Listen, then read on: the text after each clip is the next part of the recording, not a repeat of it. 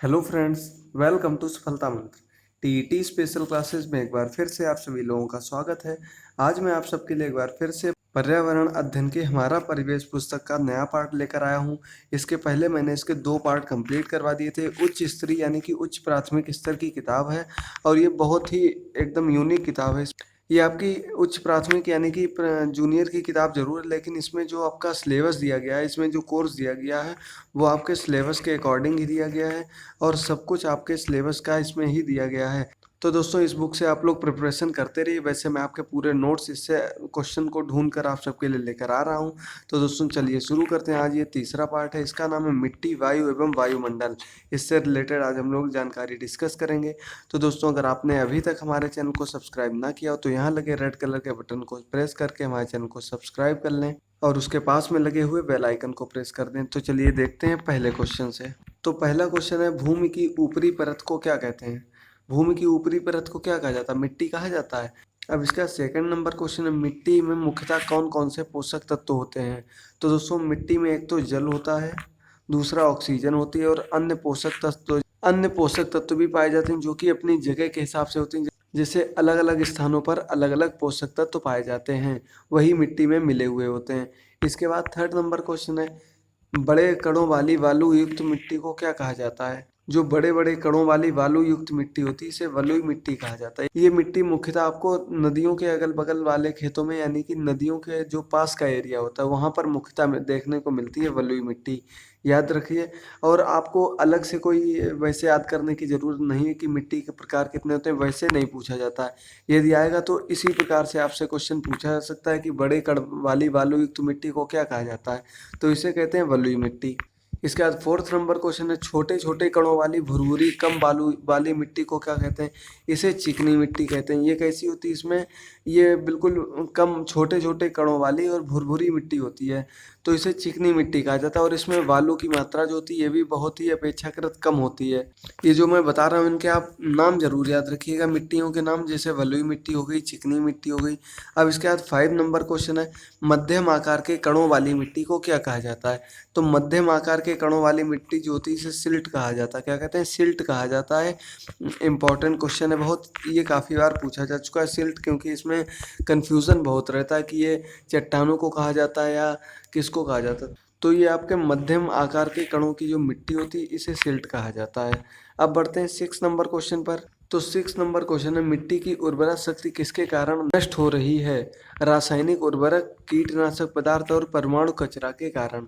तो दोस्तों, मिट्टी में अपनी एक विशेषताएं होती हैं, उनके अपने गुण होते हैं। तो जब हम उनमें उनकी ताकत बढ़ाने के लिए रासायनिक उर्वरक मिला देते हैं तो इससे उनकी उर्वरा शक्ति कुछ समय के लिए तो बढ़ जाती है, लेकिन उस मिट्टी की बिल्कुल लेवल डाउन हो जाता है और उसके अंदर बिल्कुल भी उर्वरा शक्ति नहीं रह जाती और इससे बहुत ही ज़्यादा नुकसान होता है मिट्टी को। इसलिए कभी भी रासायनिक उर्वरकों का प्रयोग नहीं करना चाहिए, जबकि सबसे ज़्यादा इन्हीं का प्रयोग किया जाता है। तो दोस्तों, ये क्वेश्चन याद रखिए आप लोग, इंपॉर्टेंट क्वेश्चन है। उर्वरा शक्ति किसके कारण नष्ट होती है? रासायनिक उर्वरकों के कारण, कीटनाशक पदार्थों के कारण और परमाणु कचरा के कारण। 7 नंबर क्वेश्चन पर, पृथ्वी के चारों ओर बने गैसों के घेरे को क्या कहते हैं? तो दोस्तों, ये क्वेश्चन मैंने आपको पिछले पार्ट में भी बताया था, लेकिन ये नहीं बताया था। तब मैंने आपको बताया था कि पर्यावरण क्या होता है। तो हमारे चारों ओर का जो वातावरण होता है वो पर्यावरण कहलाता है। इसके मैंने आपको 3 भाग बताए थे, जलमंडल, स्थल मंडल और वायुमंडल।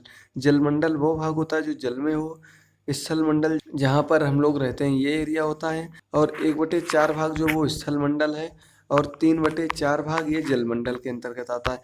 अब इसके बाद बचा वायुमंडल। वायुमंडल तो पृथ्वी पर प्रत्येक स्थान पर मौजूद है, क्योंकि बिना वायु के हम लोग ना श्वास ले सकते हैं, ना ही पेड़ पौधे जीवित रह सकते हैं, कुछ नहीं हो सकता। इसलिए वायुमंडल पृथ्वी पर चारों ओर प्रत्येक स्थान पर विद्यमान है।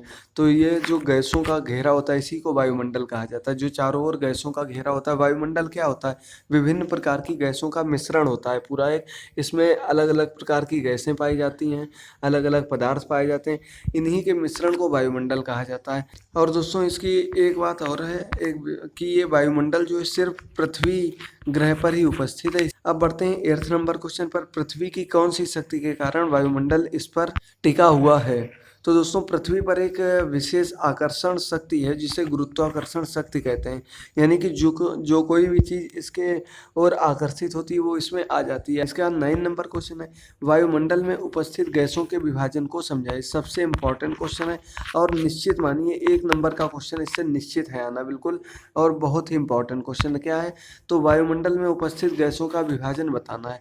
तो दोस्तों सबसे पहले इसमें जो गैस होती है वो नाइट्रोजन होती है, नाइट्रोजन के बाद ऑक्सीजन होती है, इसके बाद CO2 होती है, आर्गन होती है, नियॉन होती है, हीलियम होती है, और इसके बाद जलवाष्प होते हैं, अन्य गैसें होती हैं जो बहुत ही कम मात्रा में पाई जाती हैं।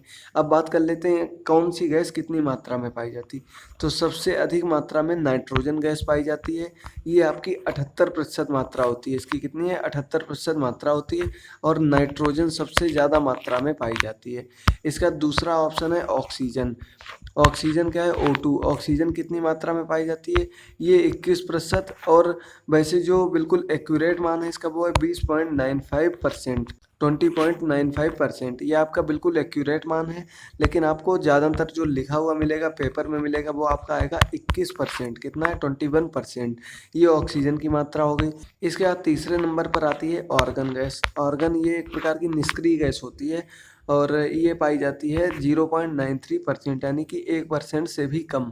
और ये जो आपका ये देखिए पूरा टोटल इन दोनों का कितना होता है, 99% होता है। 1% बता, तो 1% बचा, 1% में ही आपकी सभी गैसें पाई जाती हैं। आर्गन, नियॉन, हीलियम, जितनी भी मतलब आपके जितनी भी वायुमंडल में गैसें विद्यमान हैं सब इसी 1% के अंतर्गत होती हैं। मेन जो परसेंटेज होता है वो इन्हीं दोनों का आता है।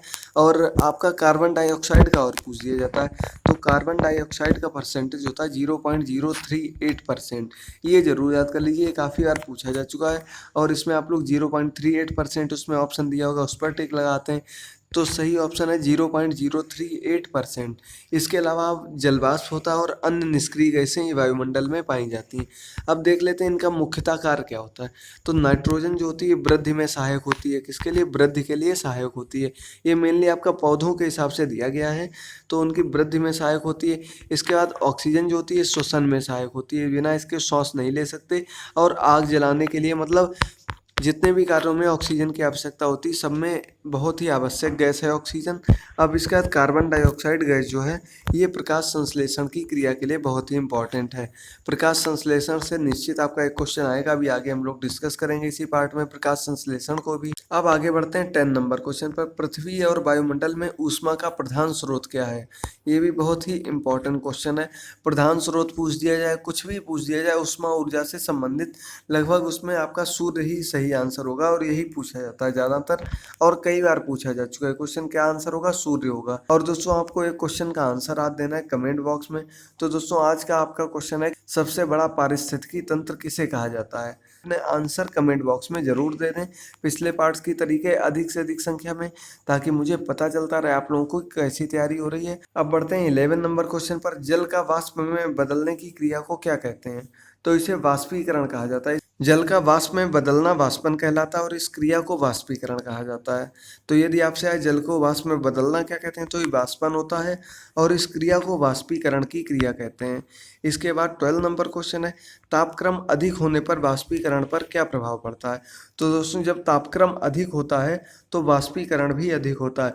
वाष्पीकरण क्या होता है, जैसे मान लीजिए कहीं नदियों में या तालाबों में पानी भरा हुआ है और सूर्य ऊपर है, सूर्य की किरणें जब इस पे पड़ती हैं तो इसका जल जो होता है ये सूर्य की किरणें अवशोषित कर लेती हैं, और ये बाष्प बनकर आसमान की ओर जाने लगता है। और ये कण आपके, यही कण ऊपर जाते हैं, ये आपके जलवाष्प के कण होते हैं, जो कि इन्हीं के कारण वर्षा संभव होती है। और ये एक चक्र होता है जिसे कहा जाता है जल चक्र। ये भी इंपॉर्टेंट क्वेश्चन, जल चक्र क्या होता है। तो जल चक्र आपका होता है वाष्पीकरण, संघनन, ये पूरी क्रिया होती है कि एक बार जैसे सूर्य, पानी बरस गया, बादल पानी बरसा गए, ये यहाँ भर गया पानी, अब सूर्य ये पूरा पानी फिर से अवशोषित करेगा, अवशोषित करने का फिर बादल बनेंगे, फिर बरसेंगे, तो ये पूरा चक्र बन जाता है, इसी को जल चक्र कहा जाता है। इसके बाद बढ़ते हैं 13 नंबर क्वेश्चन पर। वायुमंडल में उपस्थित जलवाष्प के कणों को क्या कहा जाता है? तो इसे आर्द्रता या नमी कहा जाता है। क्या कहते हैं? इसे ह्यूमिडिटी कहा जाता है, आर्द्रता कहते हैं या नमी कहा जाता है। जो जलवाष्प के कण वायुमंडल में विद्यमान होते हैं तो इसे आर्द्रता या नमी कहा जाता है, याद रखिए आप लोग। अब बढ़ते हैं 14 नंबर क्वेश्चन पर। वह क्रिया जिसमें जीव जंतु ऑक्सीजन गैस ग्रहण करते हैं और कार्बन डाइऑक्साइड गैस छोड़ते हैं। तो दोस्तों इस क्रिया को श्वसन कहते हैं। श्वसन क्रिया, सभी सजीव जीव जंतु सब श्वसन क्रिया जरूर करते हैं, बिना श्वसन क्रिया के जीवन संभव नहीं है। बढ़ते हैं 15 नंबर क्वेश्चन पर। स्वस्थ वातावरण रखने के लिए लगभग कितने भाग में पेड़ पौधे आवश्यक हैं? तो दोस्तों स्वस्थ वातावरण के लिए जो एक कम से कम पेड़ पौधों का जो भाग बताएगा वो 1/3 भाग होने चाहिए, यानी कि लगभग 30 से 33% पेड़ पौधे हम लोगों के आसपास विद्यमान होने चाहिए। जितने अधिक पेड़ पौधे होते हैं उतना ही अधिक वातावरण शुद्ध रहता है और उतना ही वातावरण पर अच्छा प्रभाव पड़ता है। इसके बाद 16 नंबर क्वेश्चन है, हमारे वायुमंडल को प्रदूषित करने वाले प्रमुख कारण कौन कौन से हैं? तो दोस्तों प्रमुख जो कारण है जो हमारे वायुमंडल को प्रदूषित करते हैं, या इन्हें एक तरीके से कह देते हैं कि जो आपका जल प्रदूषण, वायु प्रदूषण होता है वो इन्हीं की वजह से होता है। पहला है ओजोन परत क्षरण, यानी कि जो एक ओजोन परत है जो सूर्य की पराबैंगनी किरणों को रोकती है, इसमें क्षरण हो रहा है। काफ़ी नीचे से भी इतनी गर्मी हो रही है, ऊपर से भी, तो इसकी वजह से ओजोन परत का क्षरण दिन प्रतिदिन बढ़ता जा रहा है और ये भी इसका एक कारण है। अगला है अम्लीय वर्षा। अम्लीय वर्षा एक इसका प्रमुख कारण है।